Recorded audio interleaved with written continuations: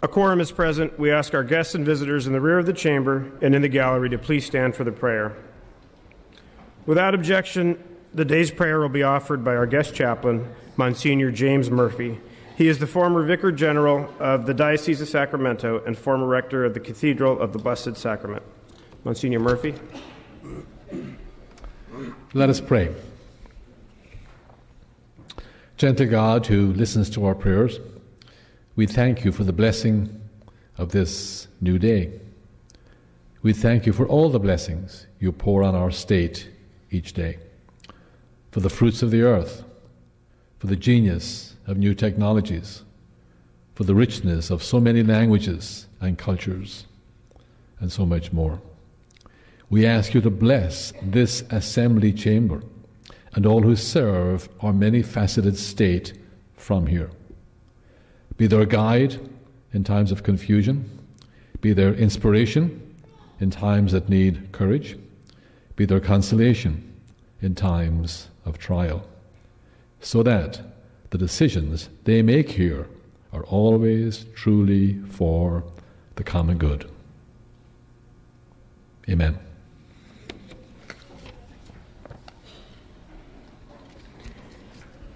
We ask our guests and visitors to remain standing and join us for the flag salute.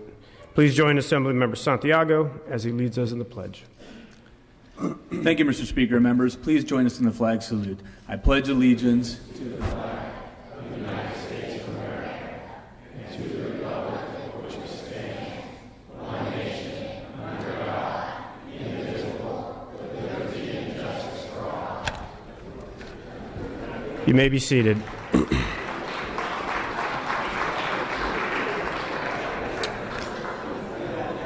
Reading of the previous day's journal. Assembly Chamber, Sacramento, Thursday, April 7, 2016. The Assembly met at 9 a.m. The Honorable Kevin Mullen, Speaker Pro Tempore of the Assembly presiding. Mr. Calderon moves and Ms. Waldron seconds that the reading of the previous day's journal be dispensed with. Presentations of petitions, there are none. Introduction and references of bills will be deferred. Reports of committees will be deemed read and amendments deemed adopted. Messages from the Governor, there are none. Messages from the Senate, there are none. Motions and resolutions. Thank you, Mr. Speaker. On behalf of Speaker Rendon, I request unanimous consent to suspend Assembly Rule 118 to allow Assemblymember-elect Joaquin Arambula to have guests and photographers at his desk, on the floor, and at the rostrum for the administration of the oath of office. Without objection, to granted. Absences.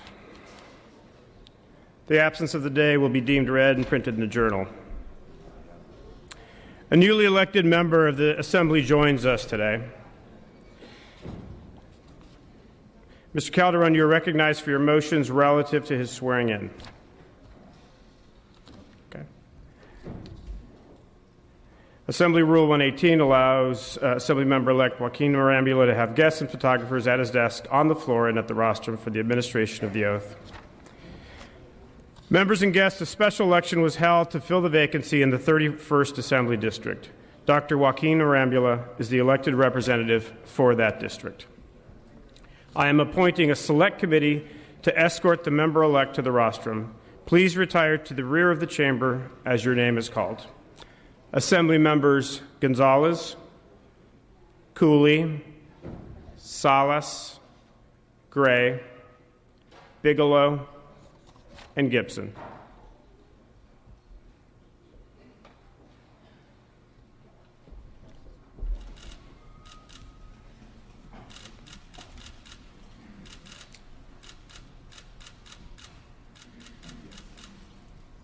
The escort committee should remain at the foot of the dais for further duties after escorting the member-elect forward for the oath.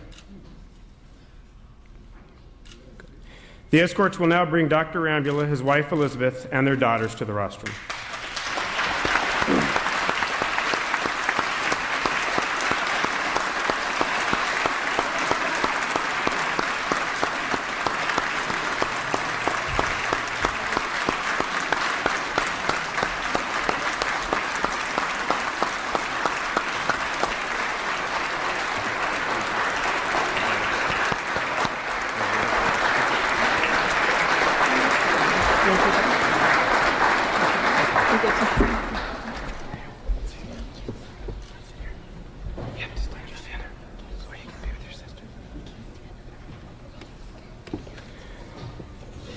There is a certificate of election from the Secretary of State at the Assembly desk. The clerk will read the certificate of election. I, Alex Padilla, Secretary of State of the State of California, hereby certify that according to the information concerning the statement of the semi-official results of the special primary election held on the 5th day of April 2016 on file in my office, Joaquin Arambula was elected to the office of State Assembly, District 31, in witness whereof I hereunto set my hand and affix the great seal of the State of California at Sacramento this 13th day of April 2016. Alex Padilla, Secretary of State. Without objection, the certificate of election is ordered printed in the journal. Dr. Arambula will now take the oath of office. As Speaker of the Assembly, it is my privilege to administer the oath of office to Assembly Member-elect Arambula. For the office of Member of the Assembly, raise your right hand and repeat after me. I state your name. I, Joaquin Arambula, Do solemnly swear do solemnly swear that I will support and defend that I will support and defend the Constitution of the United States the Constitution of the United States and the Constitution of the State of California and the Constitution of the State of California against all enemies, foreign and domestic, against all enemies, foreign and domestic, that I will bear true faith and allegiance that I will bear true faith and allegiance to the Constitution of the United States to the Constitution of the United States and the Constitution of the State of California, and the Constitution of the State of California, that I take this obligation freely that I take this obligation freely without any mental reservation or purpose of evasion, without any mental reservation or purpose of evasion, and that I will well and faithfully discharge the duties and that I will well and faithfully discharge the duties upon which I am about to enter. upon which I am about to enter. Congratulations. Thank you.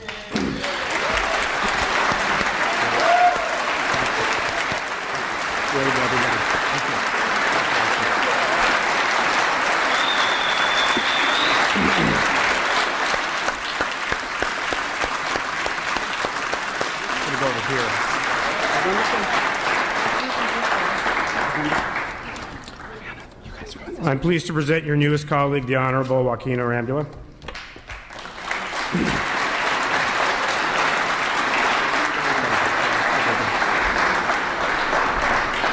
I'd also like to note that we're joined. I'd also like to note that we're joined by Speaker Emeritus Bustamante.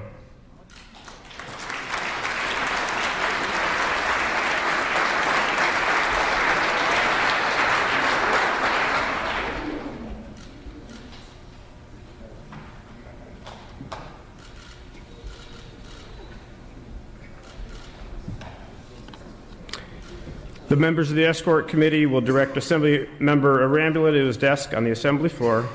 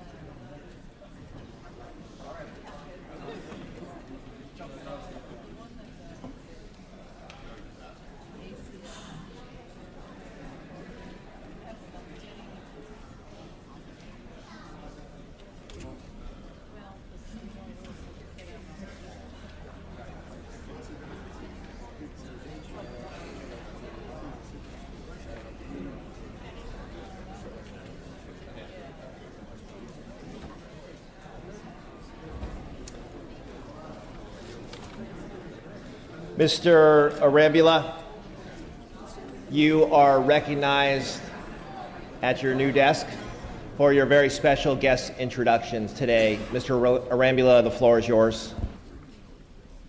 Thank you, Mr. Speaker.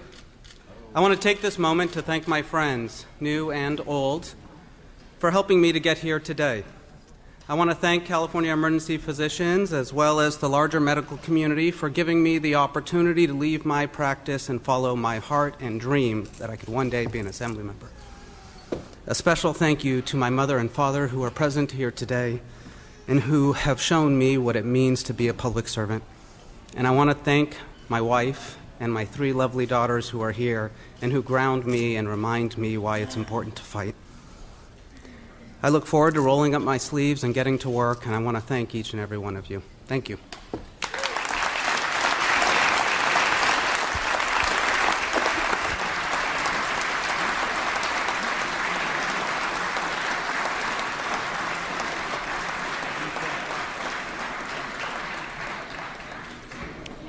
Members, a reception in honor of Assemblymember Arambula will be held in the Assembly Member's office, which is room 5164, and that will begin shortly.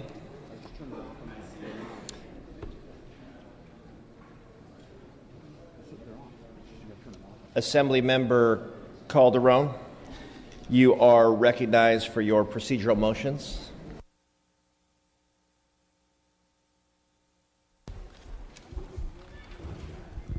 Thank you, Mr. Speaker. I request unanimous consent to suspend Assembly Rule 118 and allow Speaker Rendon and Assembly Members Atkins, Brown, O'Donnell, and Rodriguez to have guests and photographers on the floor today. Without objection, such shall be the order. Thank you, Mr. Speaker. Pursuant to Assembly Rule 96, I request unanimous consent to re-refer the following bills to committee. ACR 45 from the Budget Committee to the Rules Committee. AB 1555 Gomez from the Natural Resources Committee to the Budget Committee. AB 2497 Wagner from the Appropriations Committee to the Aging and Long-Term Care Committee. Without objection, that request is granted. Thank you, Mr. Speaker. I also request unanimous consent to suspend Assembly Rule 56 and allow Local Government Committee to notice AB 2385 Jones Sawyer on Wednesday, April 20th, 2016 at 1:30 p.m., pending re-referral from the Business and Professions Committee. Without objection, that request is granted. Thank you, Mr. Speaker. I request unanimous consent to suspend Assembly Rule 56 and allow the Labor Committee to notice AB 2437 Ting on Wednesday, April 20th, 2016 at 1:30 p.m., pending re-referral from the Business and Professions Committee. Without objection, that request is granted. Thank you, Mr. Speaker. At the request of the author, please remove file item A1 HR 19 McCarty from the inactive file. Clerk will note. Thank you, Mr. Speaker. And also at the request of Ms. Waldron, please remove file item 119, AB 1802 Chavez from the consent calendar.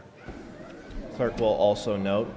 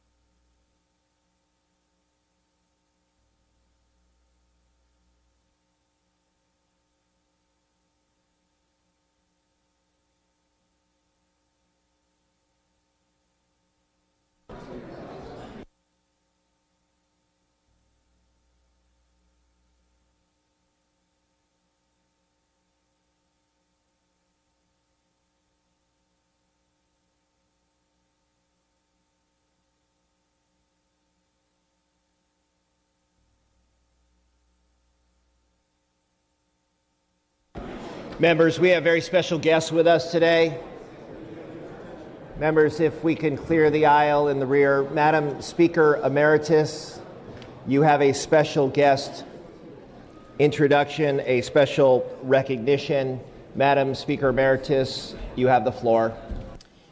Thank you, Mr. Speaker, and I will ask my colleagues to indulge me and give them a moment to...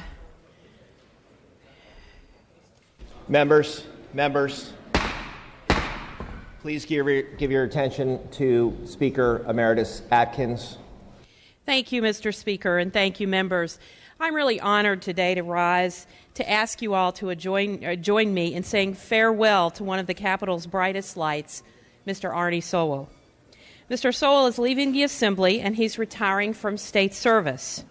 But I'm delighted that he won't be far away, as he will be working on policy initiatives with one of our friends at Next Gen Climate. Not only has Arnie been one of our brightest lights, he's also been one of our most environmentally friendly lights as well. And in fact, the energy-efficient LED lights in this very chamber and throughout the Capitol are part of the effort that Arnie spearheaded to green the Capitol. Arnie worked for 5 speakers: the Honorable Willie Brown, Fabian Nunez, Karen Bass, John A. Perez, and for me. He's been a part of virtually every major piece of legislation this House has approved, and has had major responsibility for the creation of vital entities like the Green Collar Jobs Council and the Interagency Council on Veterans. In 1 year alone, he spearheaded the effort on AB 32 and the cable deregulation bill at the same time. I'm sure he still hasn't caught up on his sleep from that. It was a blessing for us and a curse for him that a lot of what we call headbangers wound up on Arnie's desk. When 2 members want different things, or what can be even worse, when 2 members want the same thing at the same time, Arnie could always be counted on to help unravel the toughest of knots. And he always did so with just 2 thoughts in mind: what is in keeping with the best practices of the Assembly, and what is in the best interests of the people of California. Arnie has also been a strong voice for the important cause of increasing diversity, both in the Speaker's office and throughout the Capitol. His leadership and his mentorship in that role will be long remembered by the staff whose careers he has helped shape. He's joined in the back of chambers today by many of his colleagues, by his father, Arnold Sowell Sr., his sister, Jamaica Sowell, and in the gallery, his longtime partner, Brenda Narayan. And although his children weren't able to join us today, I hope they know what a contribution their dad has made to the Assembly and to California, and how proud we are to have worked with him. Members, thank you, and I would ask you to send a fond farewell to him in only the fashion we can do.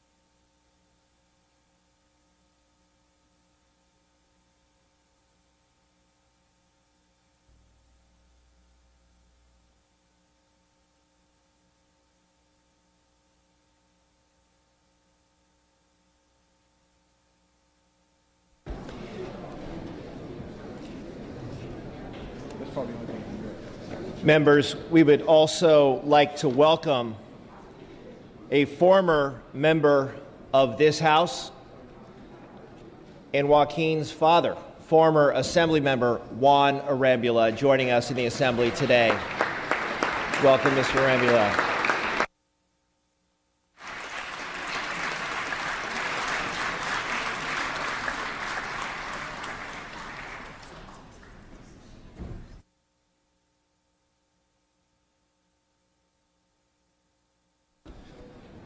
Members, we have additional guests with us today. Ms. Brown, you are recognized from your desk for your guest introduction.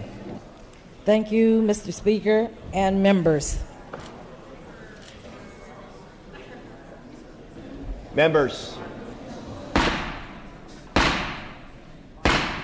please give your attention to Ms. Brown. Ms. Brown, you have the floor. I have with me, sitting at my desk, my daughter, Dr. Paulette Brown Hines. And she is the publisher of The Black Voice, but she's also a professor at UC Riverside. So please welcome my daughter, Paulette Brown Hines. Stand up. Wonderful to have you here. Good to see you. I see you all that before she's only 28 years old, I thought.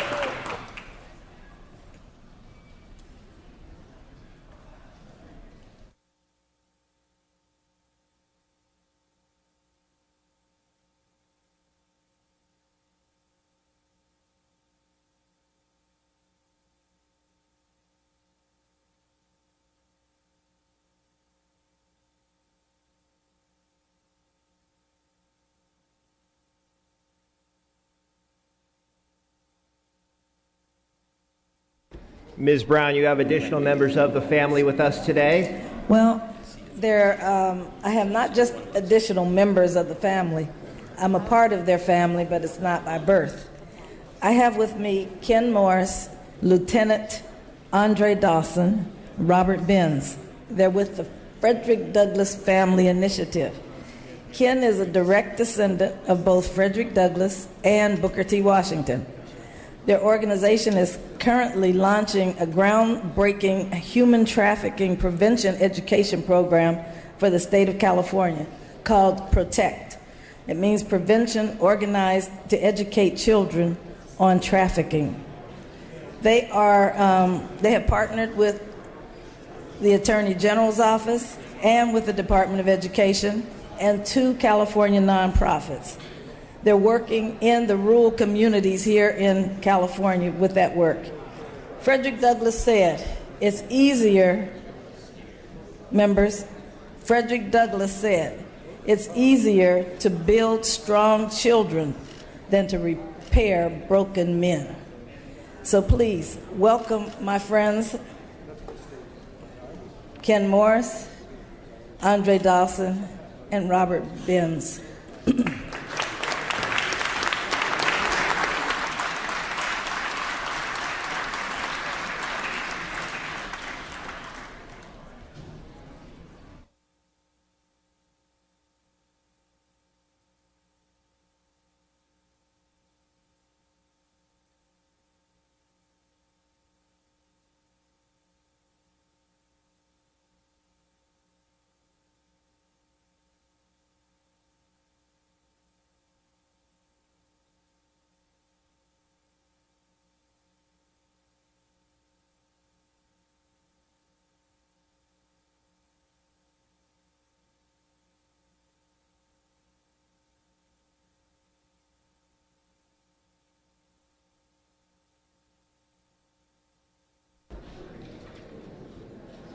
Ms. Gaines. Ms. Gaines, you have some students with us in the gallery today. You are recognized. Yes, I do. Thank you, Mr. Speaker. Good morning, colleagues. It's a very special day for us today. My daughter Kelly is here with her 8th grade class from El Dorado Adventist School in El Dorado County, along with her teachers, Mrs. Kim Waters and Mrs. Lupe Negrete. Welcome them, please.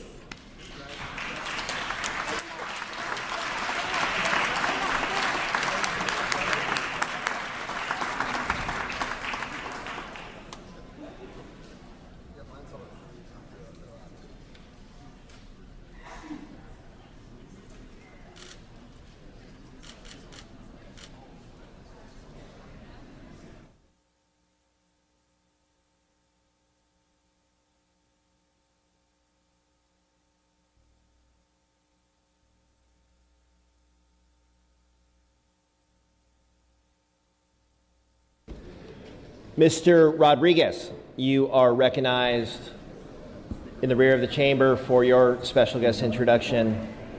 Mr. Rodriguez.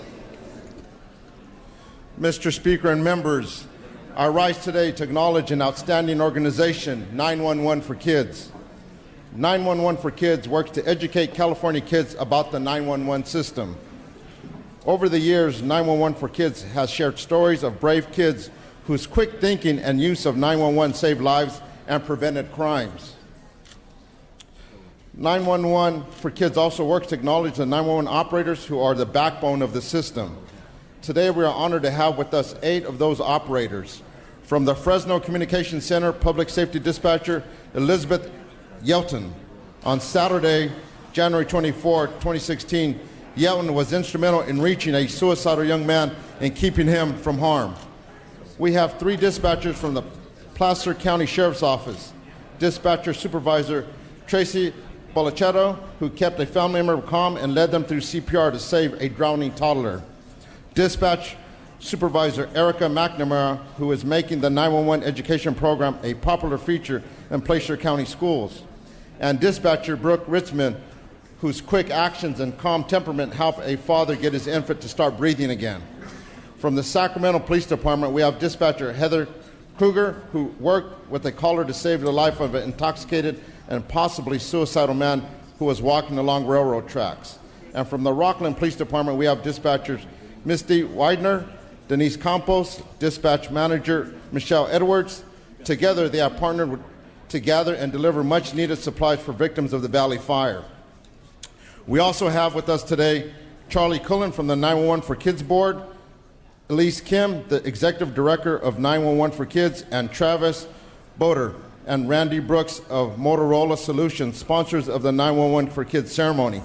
And last but not least, we honor Tim Brown. Mr. Brown has brought credit and distinction to himself, not only through his career as a professional football player, but for the many civic activities he is involved in, which includes serving as the National Chairman for Athletics and Entertainment for Kids of the 911 for Kids program. Well, we all got to know Tim Brown when he started his college football career playing for Notre Dame, where he won Distinguished Heisman Trophy Award. And then, when he really got to know how to play, enjoy him when he played 16 years of the National Football League, playing for the Los Angeles and Oakland Raiders. Mr. Brown established himself as one of the NFL's most prolific wide receivers while he played with the Raiders organizations. To cap off his career as a professional football player, Tim Brown was introduced to the Professional Football Hall of Fame as a member of the class of 2015 last August. Tim Brown's phenomenal NFL career can only be shadowed by his service to youth and underserved communities throughout the nation. Members, I ask you to join me in welcoming the team for 911 for Kids and for honoring these outstanding public dispatchers.